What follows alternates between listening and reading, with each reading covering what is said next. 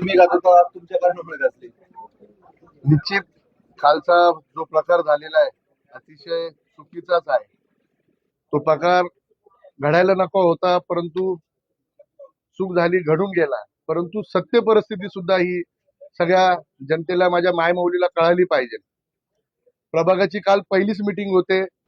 पहिली मीटिंग चालू असताना आमच्या दोन बहिणी तिथं पाण्यावरून आंदोलन करायला लागल्या.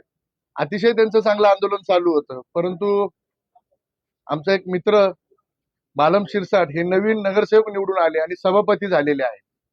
सभापतीचा एक प्रोटोकॉल असतो, तर सभापतींना थोडं अज्ञात नव्हतं. ते एक मित्रताच्या नात्याने मी त्यांना सांगितलं का सभापती तुम्ही जे काय आंदोलन आहे ते खुर्चीवर बसूनच त्यांच्या त्या बाटल्या स्वीकारा. मी माझी एक चांगली भावना तिथं मांडली, परंतु स्वतःला मीपणा समजणारे हे ज्येष्ठ नगरसेवक, मागच्या सगळ्या कथाकथित त्यांच्या गोष्टी तुम्हाला माहिती आहे, अशा त्या व्यक्तीने मला भर सभागृहात मला उल्लेख करून घाणेरी शिवी दिली आईवरनं. त्याच्याहून ते आमचे वाद झाले. मी तिथं चुकायला नको होतं, मी तिथं असं न बोलावं, परंतु माझ्याकडनं पण निश्चित चूक झाली. का तिथं माझी मायमाऊली बसलेली होती, मी तो विचार करायला हवा होता. त्या ज्येष्ठ नगरसेवकांनी जरी विचार केला नसेल, परंतु मी केला पाहिजे होता. तर निश्चित तो कालचा प्रकार झालाय, तो मी स्वतः वैयक्तिक कालच्या प्रभाग सभापतीच्या मीटिंग मध्ये दिलगिरी व्यक्त केलेली आहे, एक सोशल मीडियाच्या माध्यमातून सुद्धा केलेली आहे. परंतु सगळा सारांश कसा झाला याच सुद्धा माझ्या सगळ्या मायमाऊलींना कळायला पाहिजे. ज्येष्ठ नगरसेवक आहे, मी त्यांना कुठेही डिवसलं नव्हतं. राजकारण आहे, इलेक्शन मध्ये पडझड चालू असते. त्याचा मुलगा माझ्या विरोधात उभा होता, पडझड झाली. माझ्या मायमाऊलींनी, माझ्या ज्येष्ठ श्रेष्ठांनी, माझ्या मित्रपरिवारांनी मला भरघोस मतांनी विजय करून दिलं, परंतु तो राग त्यांना कुठेही गिळता येत नाहीये. एक ना एक प्रकार चालू आहे. माझ्या जीवाला देखील सुद्धा धोका आहे. हे तुम्ही पोलीस प्रशासनाला सुद्धा विचारू शकतात. माझ्या एक ना अनेक सुपाऱ्या दिल्या गेल्या आहेत, प्रत्येकाचे पुरावे पोलिसांकडे मी दिलेले आहेत.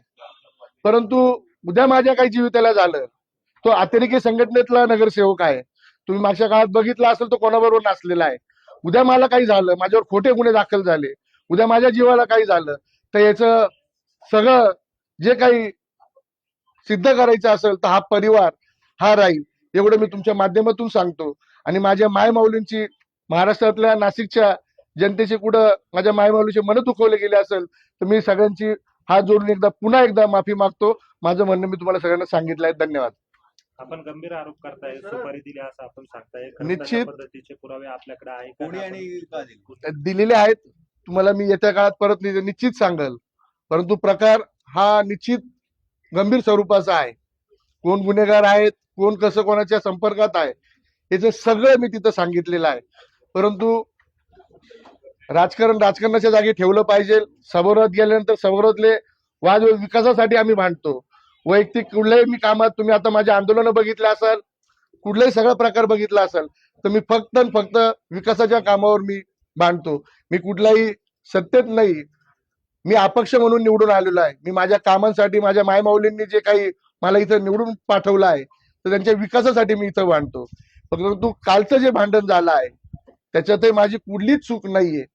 तोही तुम्ही व्हिडिओच्या माध्यमातून नीट बघा. पहिला व्हिडिओ, कारण की जो प्रकार चालू झाला त्यावेळेस मीडियावाले तिथं कोणी नव्हते, परंतु तो नंतर सगळे तिथं मीडियावाले आले. परंतु तो सभागृहातला जो सीसीटीव्ही फुटेज जर तुम्ही घेतलं तर निश्चित तुम्हाला तिथं दूध का दूध पाणी का पाणी निश्चित समजेल. परंतु आज सभागृहात सगळी इथं चर्चा झालेली आहे. त्या सभागृहात सुद्धा आज सगळ्यांनी निषेध नोंदवला, परंतु सभागृहात सुद्धा आम्हाला आमचं म्हणणं मांडायची एक संधी द्यायला हवी होती. परंतु आज कुठलाही मला कोणावर काही आरोप करायचे म्हणून काही जास्त तिथं बोललो नाही. परंतु मी तुमच्या माध्यमातून जो काही सारा झालेला प्रकार मी आज सगळ्यांना तुमच्या समोर ठेवलेला आहे. कोणी कोणी कोणी कोणावर नाही, तक्रार नाही, मी वरिष्ठांच्या काही कानावर टाकून ठेवलेला आहे. मागच्याही काळात कोण कुठून आले, माझ्या घराजवळून आले, कसे आले, मी सगळं सविस्तर ज्यांना सांगायचं त्यांना सांगितलंच आहे.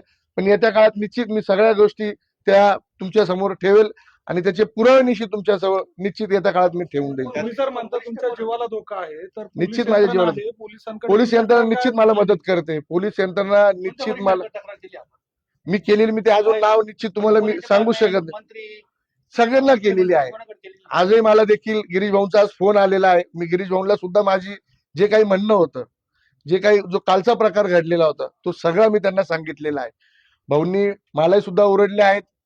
मी भाऊंना सांगितलं, भाऊ मी आजी त्याच्यात काही चूक नाही, तुम्ही व्हिडिओ नीट बघा, त्या व्हिडिओतून तुम्हाला समजेल तिथले आपल्या प्रभागात जेवढे नगरसेविका होते, जेवढे नगरसेवक होते, सभापती असतील, अधिकारी असतील, त्यांची एक चौकशी लावून तुम्ही त्यांच्याकडनं पण माहिती घ्या, तुम्हाला सत्य कळेल. भाऊंनी पण मला सांगितलं, परंतु तुमच्या दोघांची चूक आहे. भाऊ मी म्हटलं माझी चूक मी मान्य करतो.